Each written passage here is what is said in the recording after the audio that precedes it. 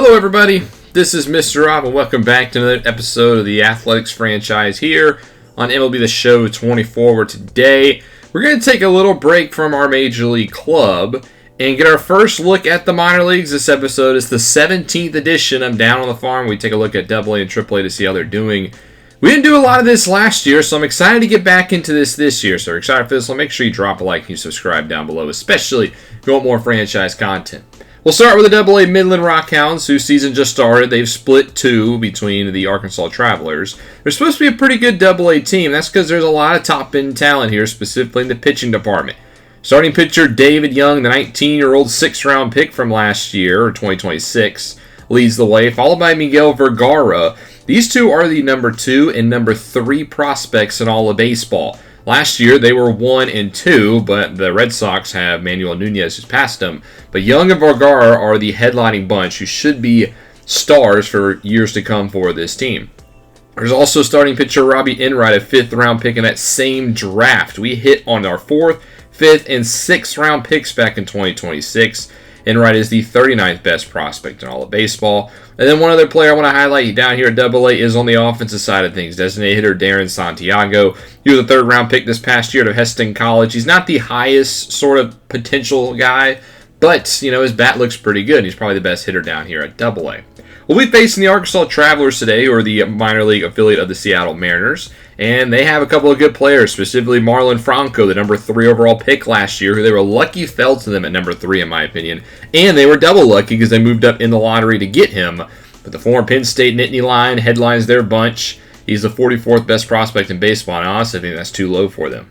On the offensive side of things, they have Matt Shaw, the leadoff shortstop, who has a little bit of Major League experience as well. He's played in 62 total games of the Major League club. He's hit .245, and I honestly think he's too good to be at AA, so that'll be something to watch as well. So we'll jump into the action here at Dickey-Stephens Park in Little Rock, Arkansas. Yes, remember, we use real-life parks here in this series, as this is as real as it gets. So we'll go through and see how the Rockhounds do. Starting off in the first inning with 1 down, Darren Santiago's first at-bat will be a single into right field. Fortunately, nothing will really come of it, as Ryan Lasko at 2 down now will fly out to right field. On the mound for the Rockhounds today will be Elliot Gagnon, who's a pretty solid starting pitcher. He's not as high as Young and Vergara and Enright on this team, but he's still a pretty capable starting pitcher. He'll start off his day against Matt Shaw, who the first at-bat of the day for him will be a flyout to left center, and Gagnon would go through the first with no problems. We'll go top 3 now. 1 on for Uriel Angeles, who grounds this one through the left side of the infield for a base hit.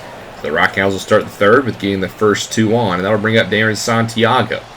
1-1 count to him this time, and he pulls a fastball into left, or it should be caught. And that'll be the first outs of the 3rd inning as the runners retreat. 2 down now for Ryan Lasko with a 1-0 count, and he will lace this one into right field for a base hit. They're going to wave the runner McCarthy on his way home, and he will beat the throw. An RBI single for Ryan Lasko. The center fielder will get the scoring started. Rockhounds lead 1-0. Next batter, Armenteros draws a walk. So now bases loaded scenario for Junior Perez, the right fielder. 0-2, and he swings through the fastball. The Rockhounds leave him loaded, but they do get 1 in the first. Gagnon on the other end has been great thus far today. He's into the 4th inning, and he goes 1-2-3 as the Travelers have been shut down offensively thus far.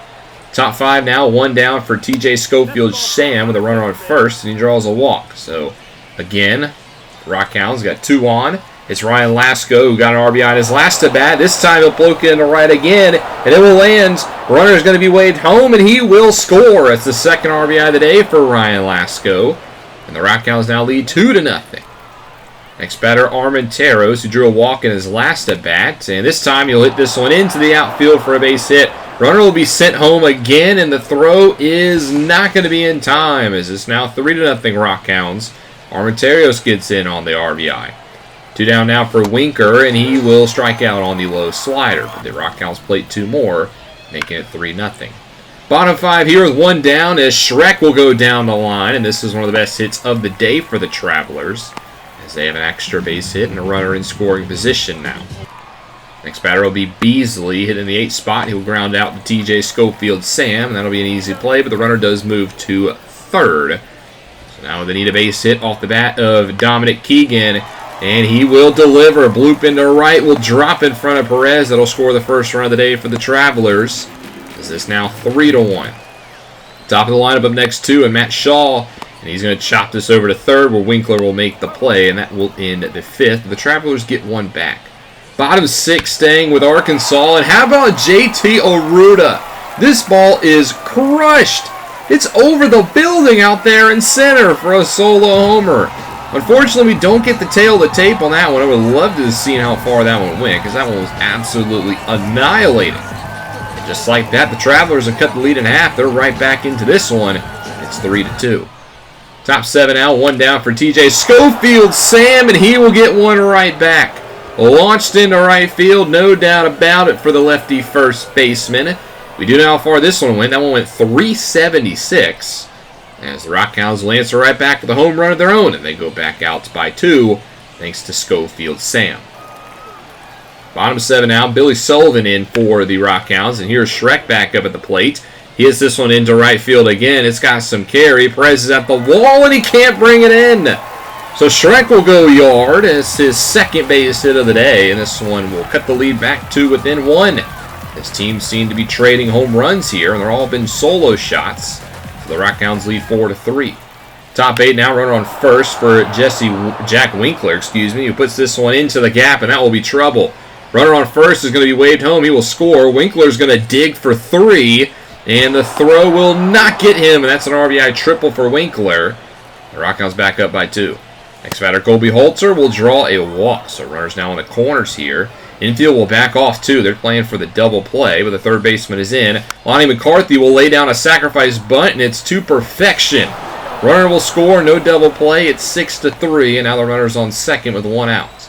2 down now for Santiago, who crushes this one to deep left center, and there's no doubt about that one. A 2-run shot for Darren Santiago, and that's what I'm talking about. He's got a good bat. He just hit that one 468. Crushed it. And now the Rockhounds lead 8-3 as Santiago on full display. We'll go into the 9th now. 1 down for Junior Perez, who gets a hold of this one. And it's got some carry and will also clear the wall, landing on the hill. And the Rockhounds all of a sudden now lead 9-3. Perez's second home run of his AAA campaign as it goes 407. And Midland has taken an astounding lead in this one. 2 down now for Colby Holzer with a 1-2 pitch, and he will pull this one into right field, where a diving effort will come up short. And that's going to be some problems. Halter's got some speed. He's rounding second. He's heading to third.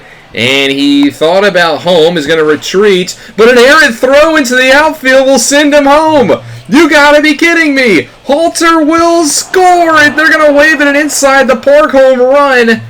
What an end to this game. The Rockhounds win 10-3 off an inside the park homer. I think that's a good way to end it. And they've looked solid to begin their season with a 10-3 victory over the Travelers, and I think AA is in good hands. Now we'll switch it over to the AAA team, the Las Vegas Aviators, who are sitting 3-5 to begin the season, and their roster construction is a little different than AA. While the Rockhounds have most of the top prospects, AAA has a lot of the guys who aren't prospects anymore, but are still young and have a little bit of major league experience, including JT Ginn, who leads the rotation out here. He is the highest rated starting pitcher we have. Didn't do good last year, but he's been pretty good in AAA. On the mound, we'll see Joey Estes, another 26-year-old who has a little bit of experience. Hasn't pitched in the majors since 2024, though, where he was actually pretty good for the Athletics. And there's also closer Tony Santiago, not really young anymore, 30 years old. You know, he was struggled last year, but he is a former All-Star back in 2026, just 2 years removed. So if there is a reliever that goes down, Santiago will probably get the first call. As far as the lineup, I'm not going to highlight anybody in particular because this is a pretty good lineup overall. I'd say everybody here is either, has major league experience or could potentially be called up to the majors if an injury hits. We will be playing the Tacoma Rainiers today, who also are the affiliates of the Seattle Mariners. So we'll get to see both of Seattle's sort of levels. Their construction is a lot like ours. They don't have any top prospects here at AAA, but they have a couple of guys who have a little bit of experience and can potentially fill in when necessary, including Taylor Dollard, who we'll see on the mound today. And then they do have Vladimir Valentine, a 19-year-old from Venezuela, who they got from a trade from the Mets.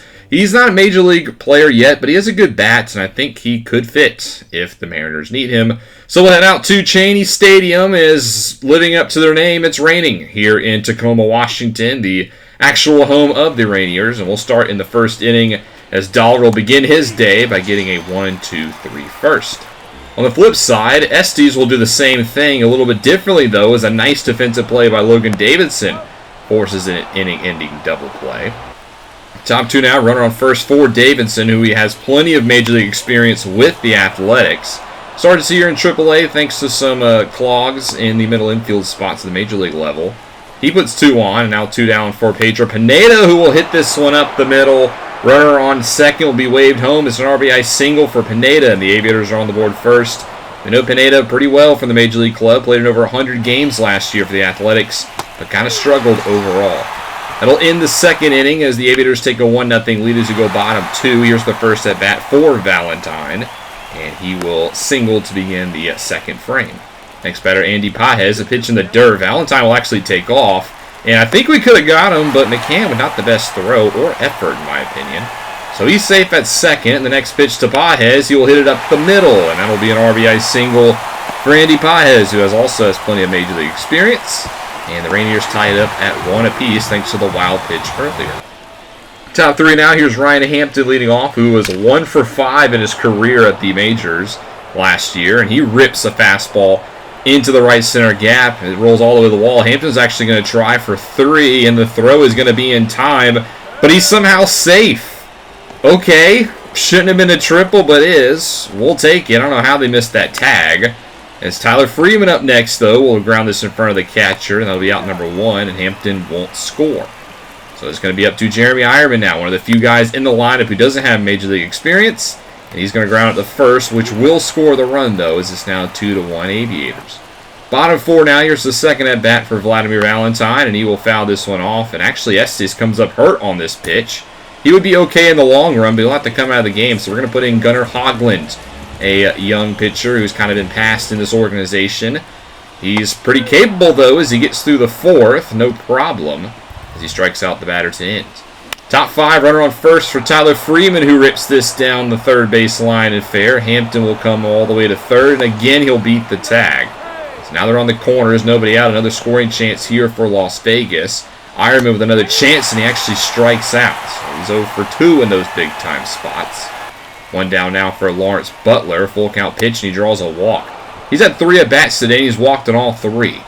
So that'll load the bases for Charlie Rowe, our first-round pick back in 2025. And he rips this one deep to center field, and it will be missed out there. And that's going to be a ground rule double. That should have been an easy fly ball. Instead, it will go for 2 runs. That'll do it for Dollard as well. They'll bring in Keaton Wynn to try to finish off the 5th. But Davidson's not having anything of it. 1 run comes around on the base hit, and a second will as well. And the Aviators all of a sudden lead 6-1 here in the 5th inning. Next batter, Sammy Ciani, full count. He draws a walk. Aviators might not be done, as now there's 2 on here for Pedro Pineda. Already has 1 RBI today, 3-1. He also draws a walk, so that loads him up with 1 out for the catcher, McCann. And Kyle McCann do something with it. First pitch, chops it over to third. That will end the inning, so that's a little bit of a sour end to what was a good inning, as the Aviators put up 4, and they stay up 6-1. 7th inning now, Ciani back up at the plate with the runner on second, and he will score him with ease. Chopper down the third base line. It's now 7-1 Aviators, as they have blown this game wide open, up by 6. Bottom 7 now, Hoglund still in the game. Here's Alez leading off for the Rainiers, as Sammy Ciani misses that one at left. That was a good effort, but he comes up empty. That's going to be a leadoff double and the 5th hit of the day for the Rainiers. Next up will be Vladimir Valentine with a 1-1, and he will crush this one to left. No doubt about that one. A 2-run shot onto the roof out there in left field, and the Rainiers will get 2 back. And Vladimir Valentine, like I said, has a very good bat, and I think he would benefit the Seattle lineup. 7-3 now as we go bottom 8, and here's Emerson up next, and he will hit this one into left, and he will also clear the fence. Another home run here for the Rainiers. It's now 7-4. Hoglund's pitched a pretty good game overall, I would say, especially coming out cold turkey and being asked to go very far. But he's given up a pair of home runs in the late innings, which gets the Rainiers only down by 3. Top 9, new pitcher in for the Rainiers as he'll get a 1-2-3 ninth, which means it'll be a 3-run inning going to the ninth. And we're not bringing in the closer. Hogland's trying to shut it down, and he will. Chopper over to Rowe. He will cover the bag, and Hogland goes 5 2/3 out of the pen. And the Aviators win this one 7-4. And a pretty solid win for Las Vegas. They get some offense. They get some good pitching as well. And it was overall a complete win as both their minor league clubs win today. And it was good to see that a future looks like it's in good hands. Next episode, we'll return to the Major League Club where we'll stay at home in Las Vegas to face the Blue Jays before traveling to the Bronx in a rematch against the Yankees. Also, I do want to say I am recording the second half of this video after I found out that the Las Vegas debut got cut short. I don't know what happened. It was all good on my front, but when I uploaded to YouTube, I guess it just didn't get the whole thing. And I had already deleted it off of my files, so unfortunately I dropped that game. I'm sorry about that. It's supposed to be a good debut for the Las Vegas Athletics in their new stadium, and we ended up winning the game that was in that episode 3-2 off a late 2 RBI double from Noda. And we took 2 of 3 against the Yankees and now sit 5-4. So I guess we'll have to do it again in the next episode. We start off the episode at home against the Blue Jays, so we'll have this grand opening again for the new Las Vegas Stadium. So I apologize again for that, but thank you guys so much for the support. If you enjoyed, make sure you drop that like and you subscribe down below, especially if you want more franchise content. This is Mr. Rob, and I'll see you in the next one.